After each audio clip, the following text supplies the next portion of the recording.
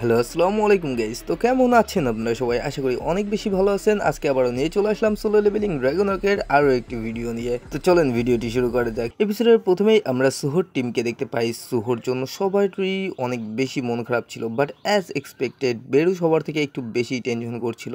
যারা solo leveling এর side story দেখেছো বা মানুয়াটে পড়েছো তারা ভালোভাবে জানবে যে সুহোর জন্য বেরু কতটা বেশি কেয়ার করে। আর যারা এখনো পর্যন্ত মানুয়াটা পড়ো নাই তারা একটু অপেক্ষা করো। ঈদের পর আমার এক্সামটা শেষ হলে আমি সোলো লেভেলিং এর সিজন 3 থেকে শুরু করে একদম শেষ পর্যন্ত মানাগুলো এক্সপ্লেন করব। তো যারা ইন্টারেস্টেড আছো তারা এখনই সাবস্ক্রাইব করে সাথে থাকো, কারণ পরীক্ষার পর এই চ্যানেল থেকে তোমরা প্রতিদিন একটা বা দুইটা করেও ভিডিও পেতে পারো। তো চলো আবার ওই স্টোরিতে ফেরা যাক। বেরুর এমন টেনশন দেখে আম্মু তখন বেরুকে বলে, তুমি এমন মাছের মতো ভনভন করা বন্ধ করো, তুমি এমনটা করো বলেই ইয়ং মোনাক ফিরে আসবে না, একটু শান্ত হও।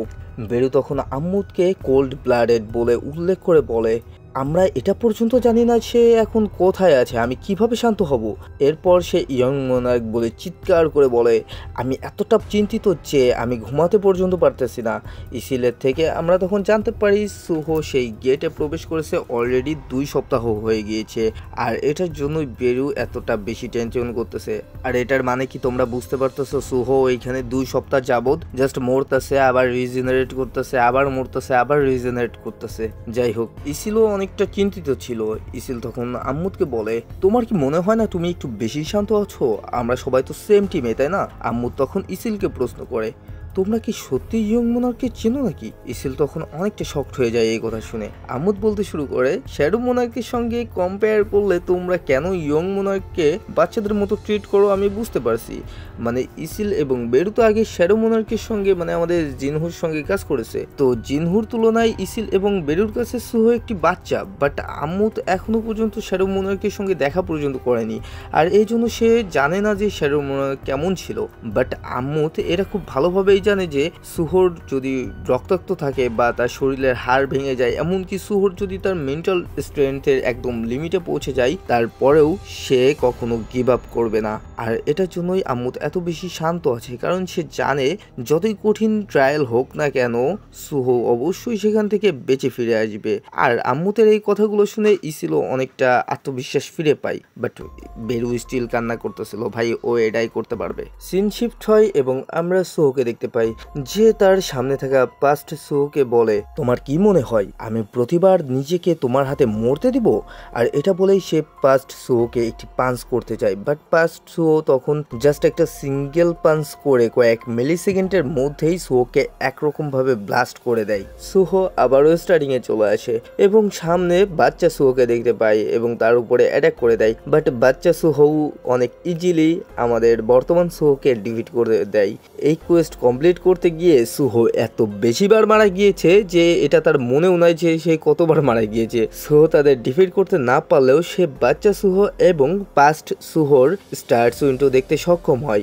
বেবি সুহো যে কিনা সাইকোকাইনেসিস ব্যবহার করে মানুষকে পর্যন্ত ছিন্ন বিচ্ছিন্ন করে দিতে পারে, তার কোনো প্লেয়ার লেভেলই নাই। বাট সে ম্যাক্স লেভেলের রুলার্স অথরিটি ব্যবহার করতে সক্ষম, যেটা প্রায় জিনহুর ব্যবহার করা রুলার্স অথরিটির মতোই পাওয়ারফুল। তাছাড়া পাস্ট সুহো যে কিনা জাস্ট সিঙ্গেল একটা অ্যাটাকেই তাকে ধ্বংস করে দিচ্ছে। সে তার টিউটোরিয়ালের শেষ দিকের ফর্ম টিউটোরিয়াল সাংসুহো, যার কাছে সোল স্ট্রাইকারের ক্লাস আছে এবং সে 99 লেভেলের একটি মনস্টার।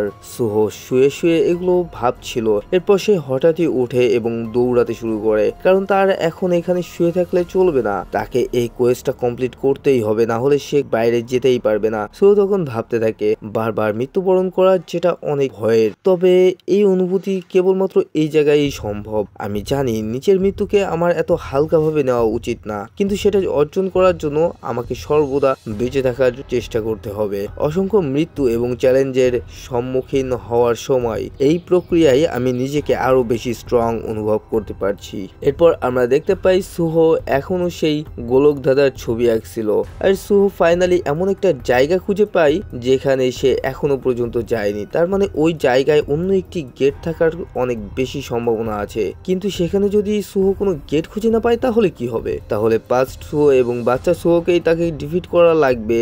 আর যেটা এক প্রকার হিসেবে ইম্পসিবল, কারণ তারা একটু বেশি পাওয়ারফুল। সুহো তখন ভাবতে ভাবতে বলে, এটা অনেক অদ্ভুত, আমার প্রতিবারই দ্রুত তাদের সঙ্গে দেখা হয়ে যাচ্ছে কিভাবে। আর তখনই সুহো তার সামনে বাচ্চা সুহোকে দেখে বলে, সে আবারও চলে আসছে, মনে হচ্ছে সে আমাকে এদিকে যেতে বাধা দেওয়ার চেষ্টা করছে। সুহো তখন তার ফুল স্পিডে বাচ্চা সুহোর দিকে দৌড় দেয়। দৌড়াতে দৌড়াতে সুহো ভাবতে থাকে, রুলার্স অথরিটি আসলে একটা ইনভিজিবল হ্যান্ড, আর যদি আমি রুলার্স অথরিটি ইউজ করে আমার চারপাশে একটি ওয়াল ক্রিয়েট করি বা বাউন্ডারি ক্রিয়েট করি, তাহলে সে তার রুলার্স অথরিটি ইউজ করলে আমি এটা দেখতে পারবো। আর এটা বলে সুহো তার চারপাশে রুলার্স অথরিটি ব্যবহার করে একটি ওয়াল ক্রিয়েট করে, আর সে যেমনটা ভেবেছিল তেমনটাই হয়। বাচ্চা সুহো যখন তার রুলার্স অথরিটি ইউজ করতে যায়, তখন সুহো সেই ইনভিজিবল হ্যান্ডটাকে দেখতে পায়, যার ফলে সে এই অ্যাটাকটিকে ডজ করতে পারে। বাচ্চা সুহোর উপর দিয়ে সে অনেক জোরে একটা লাফ দেয়, আর বাচ্চা সুহো যখন পেছনের দিকে ঘুরে তাকাবেই, ঠিক তখনই সে তার জ্যাকেটটি বাচ্চা সুহোর মুখে মেরে দেয়, যাতে বাচ্চা সুহো তাকে দেখতে না পারে। আর যদি দেখতে না পারে তাহলে তো অ্যাটাকও করতে পারবে না। সুহো তখন তার সামনে সেই পাসওয়েটি দেখতে পায়, যেখানে সে এখনো পর্যন্ত যেতে পারেনি। সুহো তখন দৌড়ে সেই দিকে যায় এবং ফাইনালি সে একটি ডোর দেখতে পায়। সুহো তখন অনেকটা অবাক হয়ে ভাবতে থাকে, তাহলে তারা দুজন বাদেও এখানে অন্য কেউ ছিল, এবং যাকে ডিফিট করতে পারলেই আমি এই কোয়েস্ট কমপ্লিট করতে পারবো। সুহো তখন অনেকটা খুশিতে সামনের দিকে যেতে থাকে, বাট তখনই সুহো কিছু একটা সেন্স করতে পারে। সুহো বুঝতে পারে সোল স্ট্রাইকার মানে টিউটোরিয়ালের পাস্ট সুহো তার দিকে চলে আসতেছে, আর আমরা সত্যি সোল স্ট্রাইকারকে লাইটনিং এর স্পিডে সুহোর দিকে আসতে দেখতে পাই। সুহো তখন সেই গেটটার কাছে গিয়ে সেটা ওপেন করার জন্য অনেক চেষ্টা করতে থাকে, কারণ সোল স্ট্রাইকার এখানে পৌঁছে গেলে সুহোর এত কষ্ট সবকিছু বৃথা হয়ে যাবে। সোল স্ট্রাইকার তাকে আবারও শেষ করে দিবে, বাট তখনই সুহো বুঝতে পারে সোল স্ট্রাইকার অলরেডি তার পেছনে চলে আসছে। সোল স্ট্রাইকার তখন তার ফুল স্পিডে সুহোর দিকে আসতে থাকে, আর সুহোকে এক প্রকার ধরেই ফেলেছিল, বাট সুহো এতক্ষণে সেই ডোরটি ওপেন করে তার ভেতরে চলে গিয়ে ডোরটি ক্লোজ করতে সমর্থ হয়। আর আমরা এখানে সুহোর মুখে অনেক ভয় দেখতে পাই। সুহো এরপর ভাবতে থাকে সোল স্ট্রাইকার আর এখানে আসতে পারবে না, তাই না? সুহো তখন একটু স্বস্তির নিঃশ্বাস নিয়ে বলে, ফাইনালি আমি কিটসুহো এবং সোল স্ট্রাইকারকে আমার পেছন থেকে সরাতে পেরেছি। যাই হোক, এটা এখনো শেষ হয়নি। এখন এটা ইম্পর্টেন্ট যে এখানে কে আছে। এখন পর্যন্ত আমি যা দেখেছি সেই হিসেবে আমার আগের কোনো ভার্সনই এখানে থাকার কথা। সো তখন তার পাস্ট ভার্সনগুলোর কথা চিন্তা করতে করতে বলে, আমার মনে হচ্ছে টিউটোরিয়ালের ফার্স্ট হাফের ভার্সন বা মাঝের কোনো ভার্সন হতে পারে, আর যদি তাদের মধ্যে কেউ না হয় তাহলে কি হবে। সো তখন এসব ভাবছিল, তখনই সুহোর পেছনে আমরা কারো উপস্থিতি লক্ষ্য করতে পারি, আর সুহোর ও সেন্স করতে পারে পেছন থেকে কেউ তার দিকে হেঁটে আসছে। আর আমরা তখন সুহোর অন্য একটি ভার্সনকে দেখতে পাই, যেটা তোমরা সুহোর কারেন্ট ভার্সনও বলতে পারো। আর এই সুহোর হাতে দুইটি সোয়ার্ড ছিল, একটি বিস্ট মোনার্ক রাকেনের ফ্যাং, যেটা আমরা অলরেডি সুহোকে ব্যবহার করতে দেখেছি চ্যাপ্টার 9 থেকে চ্যাপ্টার 12 এর মধ্যে, যেটা সুহো ভার্সেস ব্রোকের সঙ্গে ফাইটের সময় ভেঙে গিয়েছিল। যাদের মনে নাই তাদের উদ্দেশ্যে বলতেছি, এই রাকেনের ফ্যাংয়ের কিন্তু নিচের একটা পার্সোনালিটি ছিল, আর সুহো যখন ব্রোকের হাতে প্রায় মারাই যাচ্ছিল তখন সে নিজেকে স্যাক্রিফাইস করে তার বাকি পাওয়ারটুকু গ্রের ভিতরে দিয়ে দিয়েছিল। রাকেন ফ্যান সোয়ারের অ্যাটাক পাওয়ার 30, এবং এটি দিয়ে সেম টাইমে মাল্টিপল টার্গেটকে হিট করা পসিবল। আর সুহোর অন্য হাতের আরেকটি সোয়ার্ডের কথা বলতে গেলে, অনেকের মতো আমিও এটাকে দেখে প্রথমবার কামিশ ওয়ার্থ ভেবেছিলাম, বাট এটা কামিশ ওয়ার্থ না। আর এটার সব থেকে বড় কারণ হলো সুহোর হাতে যেটা রয়েছে, যে ওয়েপেনটা রয়েছে সেটা একটা সোয়ার্ড, বাট কামিশ ওয়ার্থ একটি ড্র্যাগার। আর তোমরা ভালোভাবে এই দুইটা পিকচার পাশাপাশি দেখলেই বুঝতে পারবে যে ডিফারেন্স কতটুকু। এই ওয়েপেনটা সম্পর্কে জানার জন্য আমি অনেক রিসার্চ করছি, এমনকি ইউটিউব এবং ফেসবুকে পোস্ট করেছিলাম। আর ফেসবুকে যে পোস্টটা করেছিলাম সেটা একটা ফরেনার মানুহা ফ্যান্সদের গ্রুপ ছিল, আর সেখান থেকে আমি কিছু ইন্টারেস্টিং তথ্য জানতে পারি। সুহোর হাতে থাকা রেড সোয়ার্ডটি আসলে ভালকানস হর্ন, কিন্তু আমরা আগেই দেখেছি ভ্যালকান হর্নস তো একটি গাউন্টলেট, তাহলে সোয়ার্ড কিভাবে হলো? যাই হোক, নোভেলে এটি একটি ড্র্যাগার হিসেবে দেখালেও মানবতে এটি প্রথমে গাউন্টলেট হিসেবে দেখিয়েছে আর এখন সোয়ার্ড হিসেবে দেখাইতেছে। আর তোমরা যদি এটা ভ্যালকান হর্নস দিয়ে করো, সার্চ করো যে ওইটা কোন ওয়েপেন, তাহলে দেখবা ওইখানে সোয়ার্ডই লেখা আসতেছে। তো এটা আমি এখন 100% শিওর দিয়ে বলতে পারি, হ্যাঁ ওটা ভ্যালকান হর্নস ছিল।